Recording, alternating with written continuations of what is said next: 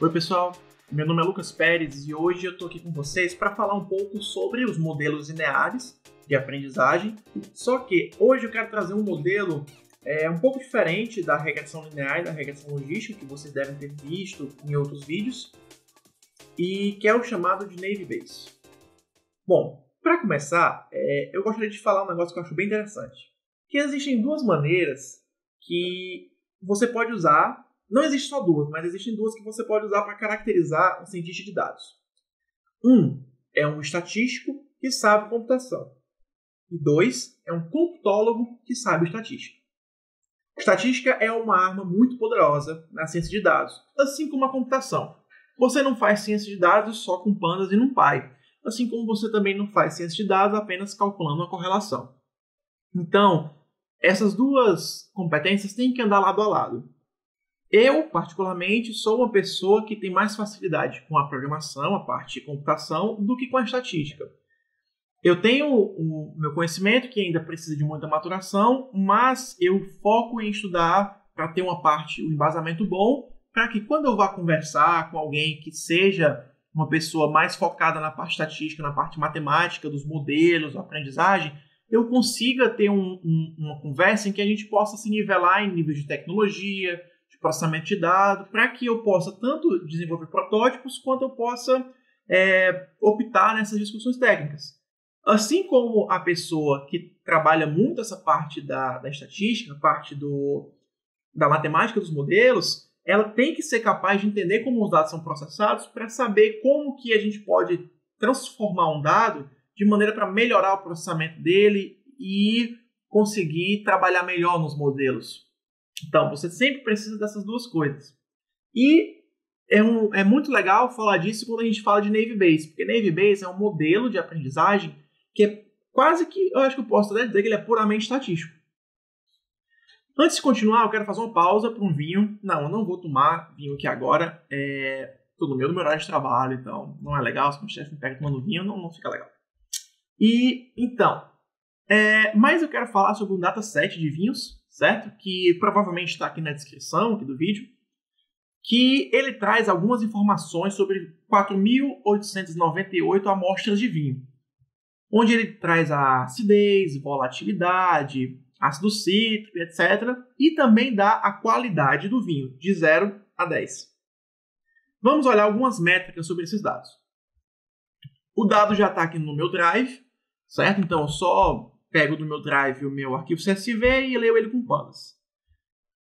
Bom, eu tenho minha acidez, eu tenho pH, quantidade de álcool, a qualidade. Vamos analisar a correlação entre esses dados. O que é a correlação? Uma maneira de definir a correlação é dizer o seguinte: como que esses dados estão correlacionados, como eles se relacionam entre si. Como que a métrica de correlação entre eles se comporta em relação à dispersão, né? Ou seja, é literalmente como eles estão correlacionados. É difícil você encontrar uma maneira melhor de descrever isso sem colocar a mão na massa na fórmula matemática da correlação. O que eu não vou entrar nesse mérito aqui com vocês. Então, nós percebemos aqui que tem alguns valores um tanto baixos de correlações. Nós temos que um dado ele tem correlação 1 com ele mesmo. É esperado, porque se ele muda, ele muda.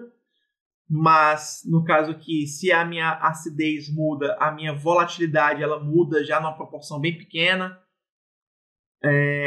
Bom, então nós temos aqui essas métricas, essas correlações entre os dados.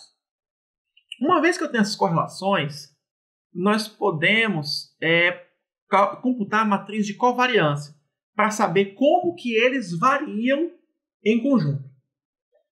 Por exemplo, nós podemos notar aqui que a variância da acidez com ela mesma, que a covariância de uma observação com ela mesma é sua própria variância, que ela varia uniformemente com ela. Mas se eu analisar a variância da acidez com a volatilidade, é um valor bem pequeno. Então, assim, a covariância delas é pequena. Então, a matriz de covariância, ela dá essa noção de como que o dado varia entre si, enquanto a correlação dá a informação de como os dados estão correlacionados. Eu realmente sugiro que vocês procurem um pouco mais sobre essas métricas estatísticas, que são muito importantes, e você entender o conceito, etc. Mas aqui, como a gente está dando apenas um briefing, a gente está apenas dando uns toques, umas coisas bem introdutórias, eu vou deixar isso como exercício para vocês. Então, a matriz de covariância ela é muito importante quando a gente vai lidar com FDPs. Exatamente, FDP, função de densidade probabilística, sua pessoa de mente poluída. Nós podemos usar essas funções para calcular a probabilidade de um elemento pertencer a uma certa classe.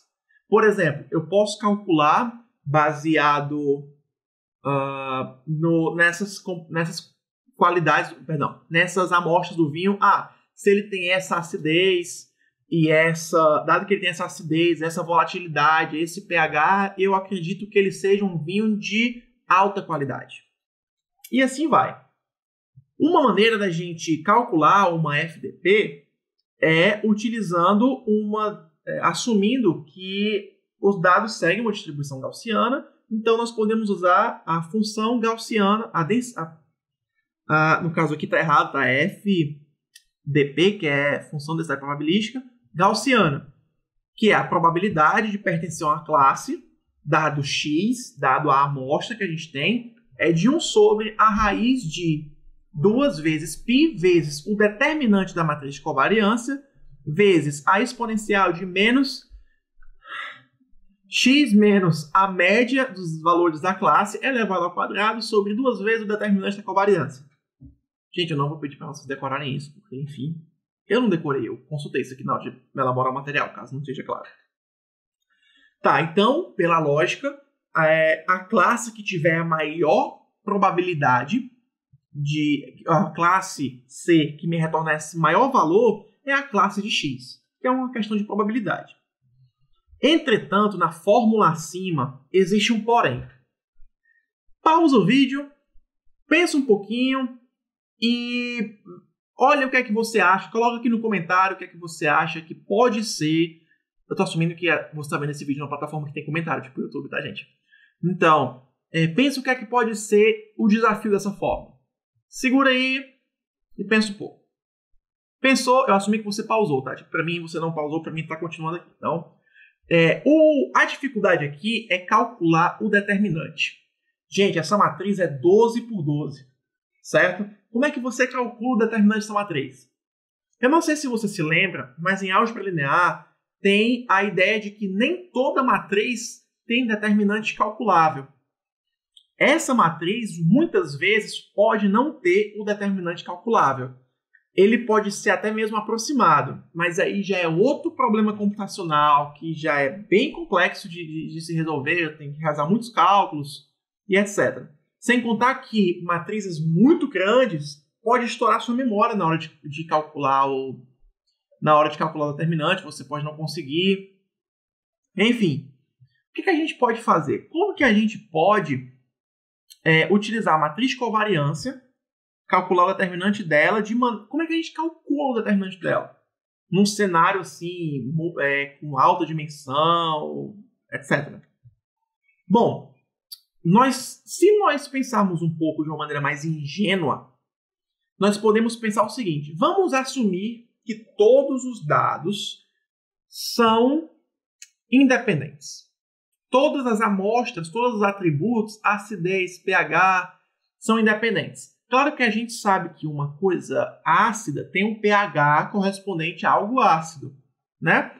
Mas vamos supor, sejamos ingênuos e vamos assumir que essas variáveis, esses atributos são independentes. Não existe correlação. Se não existe correlação, a covariância vai ser 0 quando os atributos forem diferentes. Por exemplo, nesse caso, se a acidez não tem relação com a volatilidade, se não vai ter correlação, minha covariância é 0. Eles não são relacionados. Então, todos os elementos fora da diagonal vão ser 0. Apenas a diagonal vai ser não nula. E qual é o determinante de uma matriz diagonal?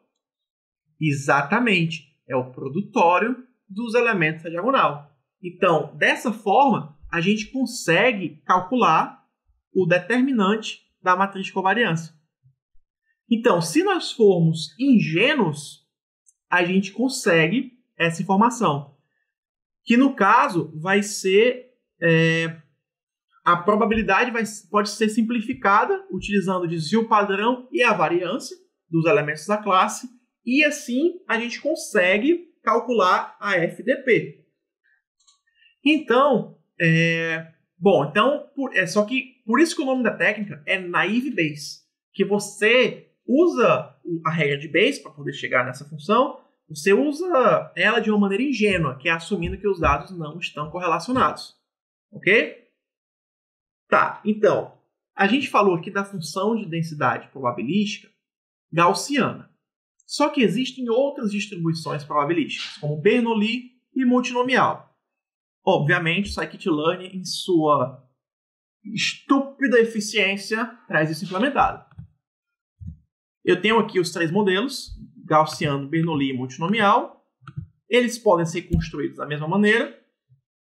Eu treino utilizando o método FIT e vejo o desempenho dele usando o método SCORE para saber quantos % das classificações ele acertou. Então aqui eu vou treinar com todos os dados e vou ver como que ele se comporta, como que cada modelo se comporta. Bom, o modelo gaussiano teve uma acurácia de 45%, 44,9%. O Bernoulli teve uma acurácia de 44,8% e o multinomial de 40%. Bom, foram valores baixos, mas isso ocorreu porque esse modelo, esse problema, não é um problema muito adequado para a gente trabalhar com o exemplo, com os modelos probabilísticos, com os modelos naive Bayes. Mas fica aqui o estudo de vocês, procurar outros exemplos que você possa classificar, certo? E, bom, é isso aí, pessoal. Eu espero que vocês tenham entendido a questão dos modelos probabilísticos. E eu fico por aqui, ok? Beleza? E até a próxima. Valeu, pessoal.